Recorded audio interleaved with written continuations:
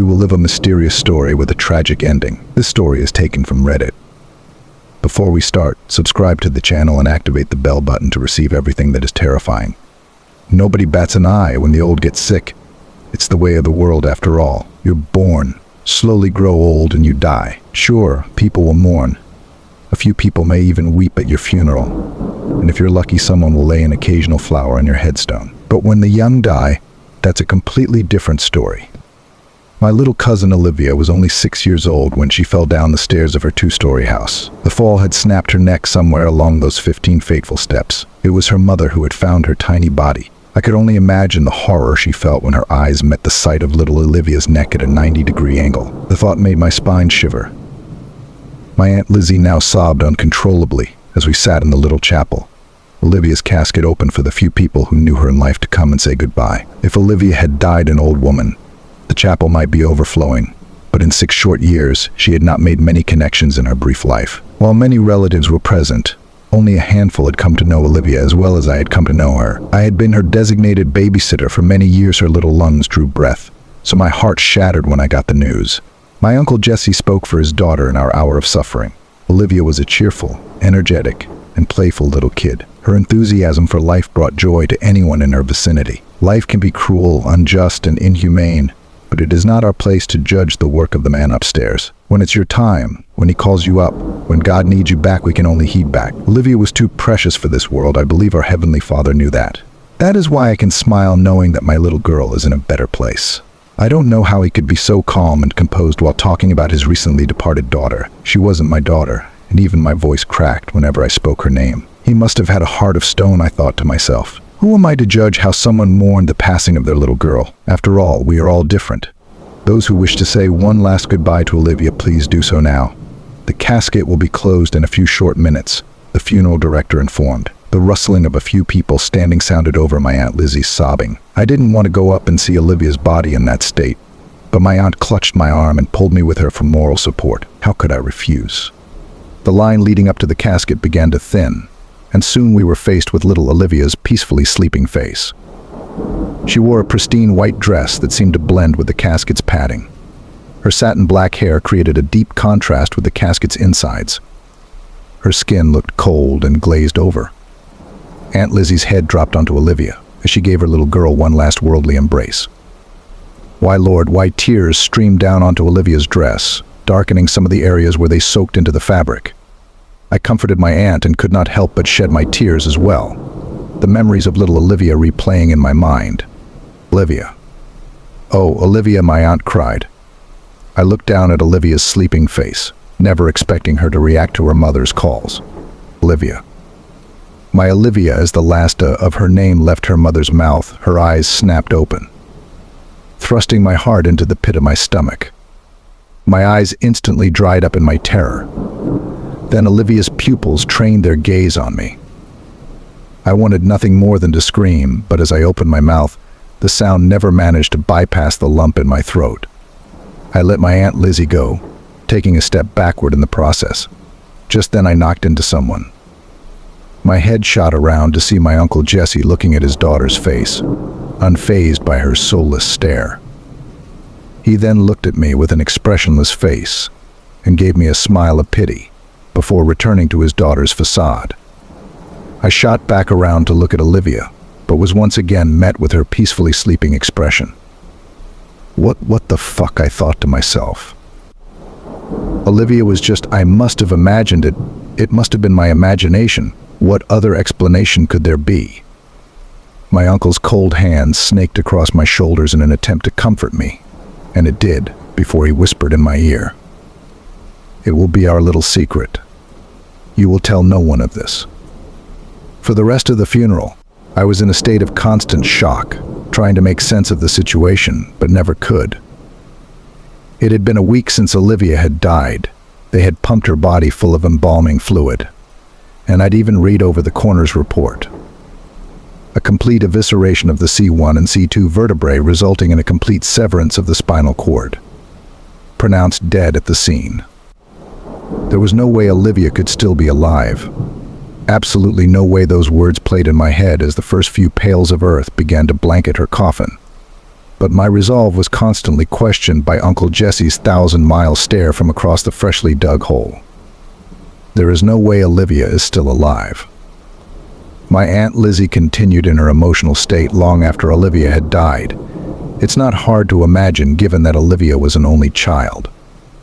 Auntie Lizzie and Uncle Jesse's lives revolved around my little cousin. I tried my best to stay away. It was hard for me to hear her shrieking cries. As much as I loved Aunt Lizzie, there is only so much sadness a person can take. I'd preferred to push little Olivia as far out of my mind as I could. Well, there was that, but also Uncle Jesse's comment on the day of the funeral.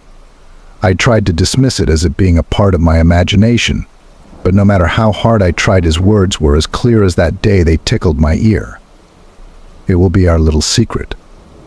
That fear, however, would have to be put on the back burner, because Aunt Lizzie had called me over to help get rid of some of Olivia's things. Looking at them had brought too much grief to her heart, and she was having a hard time boxing them up, so it was up to me to lend a helping hand. I walked into their house, the same house where I'd babysat Olivia so many times. Everywhere I looked, memories of that little girl flooded back into my mind. Then my eyes met the bottom of the stairs.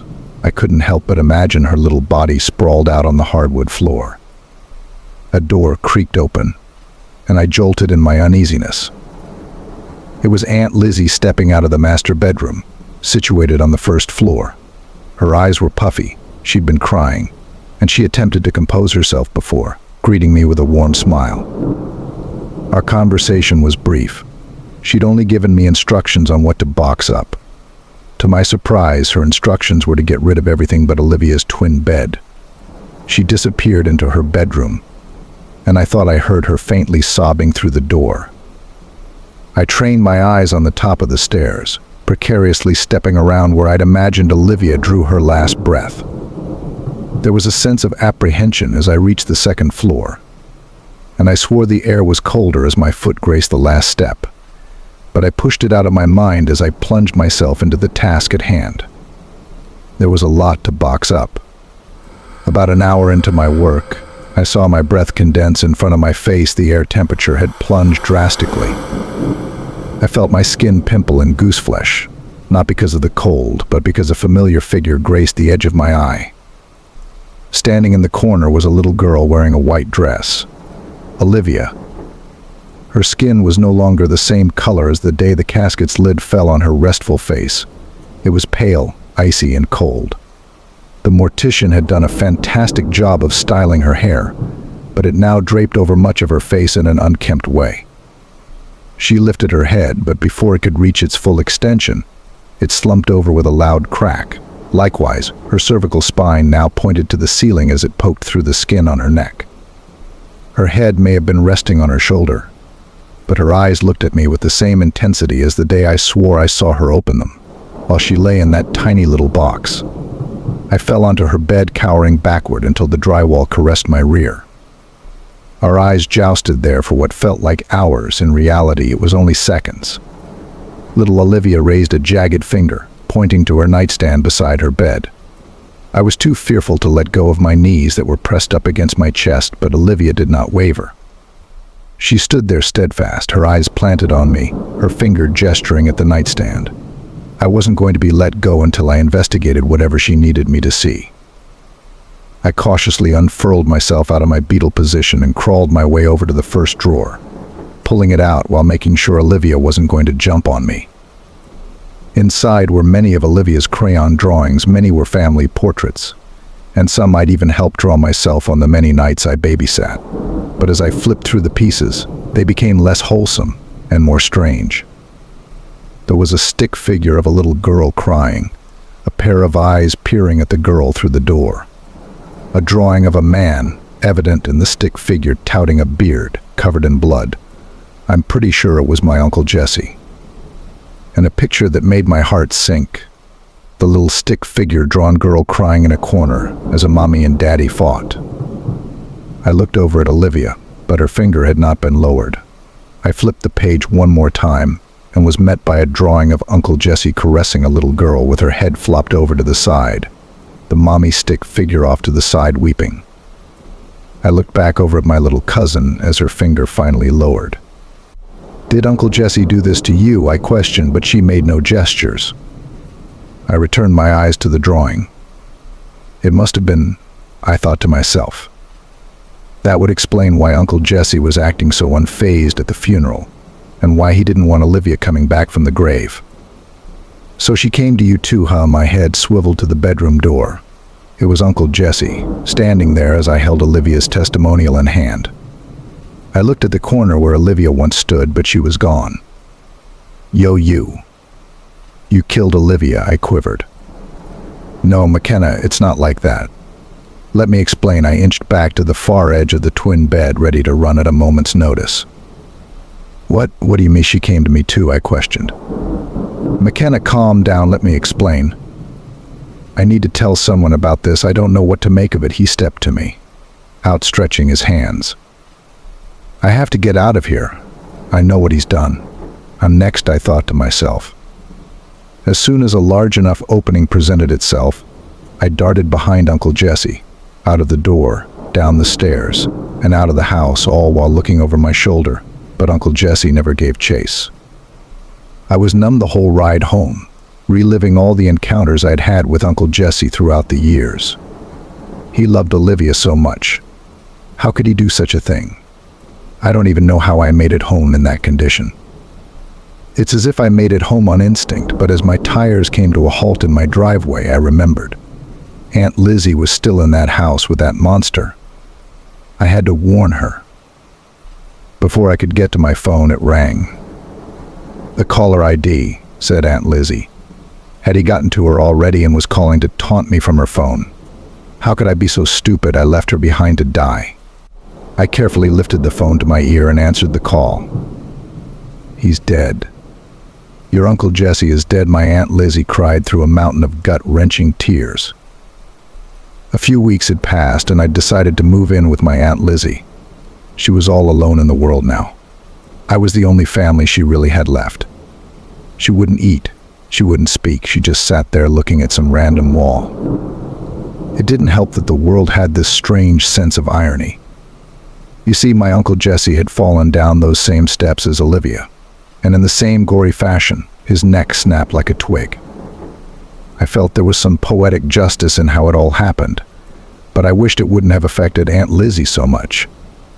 She'd started to make some progress in her mourning process. I no longer had to hand-feed her every meal. She made sure to down a few sips of soup every once in a while. She no longer lay in bed until dinner. Noon was often the latest, and her gaze began to unglue itself from the plain white walls that ornated her house. Everything was progressing splendidly. That is, until the night they showed up. Aunt Lizzie sat on the couch watching Saturday Night Live, the only thing that seemed to tug at the edges of her mouth. As I cleaned up after our broccoli cheddar chicken supper, it was my favorite dish to cook, and one of the few solids my Aunt Lizzie could stomach. But it sure was a hassle to clean up. I scrubbed and scrubbed the pan, but the breadcrumbs were baked on like old gum on concrete. I plowed my soapy sponge into the sink as I gave a frustrated grunt. I needed something more drastic to clean the pan. I needed my wire brush. I kept it in the cupboard above the fridge, but as I turned around to get it, I gave an ear-piercing shriek. On the other side of the kitchen stood Olivia and Uncle Jesse. Their heads flopped over to the side in almost identical fashion. The decay on Olivia's face was now more prominent, but Jesse's was fresher and less weathered, though still pale, cold, and grotesque like Olivia's on the day I saw her in her bedroom. Little Olivia held her father's hand by the finger. Uncle Jesse stood paralyzed. That is, until he moved towards the notepad, magnetically stuck to the fridge. He scribbled a few words on the paper and stepped back to let me read what he'd written. "You didn't let me explain." I looked back over at him in confusion. Little Olivia tugged on his pant leg, gesturing to let her write on the notepad next. Her father passed the notepad down to her as she pulled her personal crayon from the dress's little pocket. I saw her face concentrate as she wrote some of the few words she knew how to write. When she finished, she flipped the pad over to me. It was hard for me to read it with it being a mix of lowercase and capital letters, not to mention the grammatical mistakes. It read, "Mommy did it." I mulled over her writing again and again until it finally clicked. Mommy did it. It was all clear to me now. Little Olivia was not trying to warn me about her father, but about her mother. Uncle Jesse wasn't trying to kill me on the day he died. He was trying to explain that he'd had his suspicions about what had actually happened to his daughter. Olivia had given her father the same warning, but it had been too late. Just then the father and daughter duo raised their fingers simultaneously, pointing behind me. He pointed his finger at the door, and when I looked, My uncle's wife was holding a big knife in her hand, with a wide, terrifying smile. And here I knew it was the end with a wide, terrifying smile.